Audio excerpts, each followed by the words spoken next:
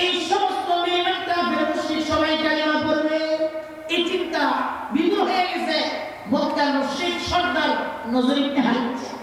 চিন্তা করলে এবার কি করা যায়?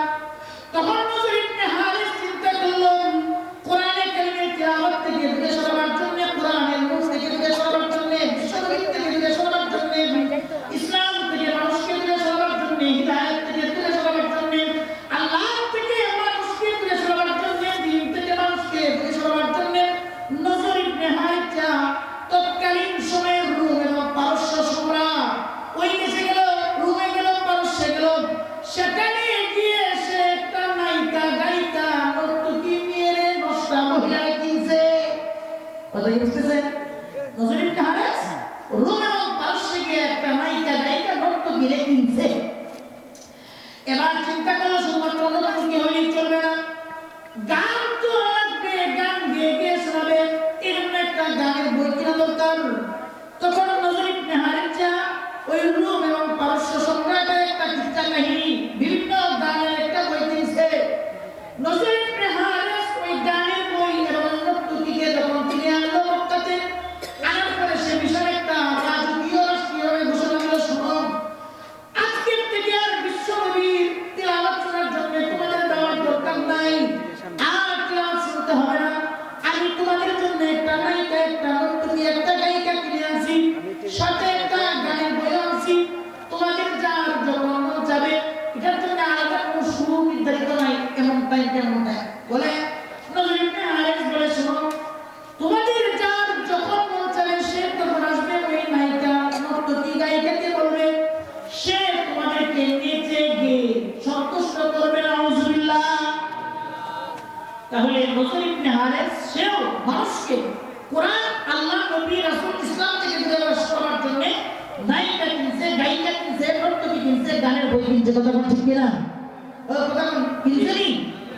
আল্লাহ রাব্বুল আলামিন সব দেখতেছেন কিনা? দেখতেছে। তখন আল্লাহ রাব্বুল আলামিন এই নজর ইবনে হারিসের প্রেক্ষিতে সূরা লুকমানের 6 নম্বর আয়াত নাযিল করে আল্লাহ পাক, ওয়া মিনান নাসি মান ইয়াশতারি লাহওয়াল হাদিস লিয়ুদিল্লা আন সাবিলিল্লাহি বিগাইরি ইলমিন ওয়া ইয়াত্তাখিযাহা হুজুয়া। মানুষের মধ্য থেকে এমন কিছু মানুষ আছে যাদের এলেম কালাম নাই, যারা বাস্তবতা বুঝে না, সত্য বুঝে না। এই জন্য তারা বিভিন্ন দেশ থেকে, বিভিন্ন অঞ্চল থেকে নায়িকা গায়িকা নর্তকী গান বাজনা এইসব কিছু কিনে কেন? মানুষকে যেন হিদায়াতের পথ থেকে গুমরাহির পথে নিতে পারে, কোরআন থেকে যেন দূরে সরাতে পারে, আল্লাহ থেকে যেন দূরে সরাতে পারে, নবী থেকে যেন দূরে সরাতে পারে। কথা বল ঠিক কিনা? তাহলে গানের উদ্দেশ্যটা কি? আল্লাহ থেকে, রাসূল থেকে, কোরআন থেকে মানুষকে দূরে সরানো। আমার কথা না আল্লাহর কথা। কোন সূরা? সূরা লুকমানের 6 নম্বর আয়াত।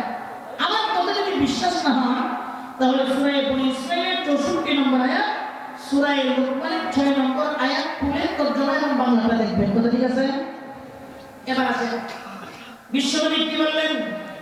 বিশ্বনবী বলেন, আমানি রাব্বি আযজা ওয়া জাল্লা বিমা'আতিল মা'আজিব ওয়াল মাযামির ওয়াল আওসানি ওয়াস সুলবি ওয়া আমরি জাহিলিয়া। বিশ্বনবী জনাবে মুহাম্মদ রাসূলুল্লাহ সাল্লাল্লাহু আলাইহি ওয়াসাল্লাম বলেন, শুনুন, গান গাবার জন্য আমি আসি নাই, গান শোনাবার জন্য আমি আসি নাই, গান গাবার জন্য সাহাবীদেরকে আমি প্রস্তুত করি নাই। ওই যে আউলিয়া বাউলিয়া শয়তানের দলেরা, হারামজাদার দলেরা, কুত্তারা শিয়ারেরা, কথা কি বুঝলেন? আরে কুত্তারা শিয়ারের থেকেও বলা আছে। কথা ঠিক কিনা? দেখবেন আউলা গান, বাউলা গান, চট্টা গান, পালা গান, ভোলা গান, কাস্টা গান, মাজারি গান, কাওয়ালি গান, মুশরিক গান, এই যত রকমের গান আছে, হেরাও কলিলে বুখারী শরীফের ভিতরে রাসূল গান গাইতে আদেশ করেছেন।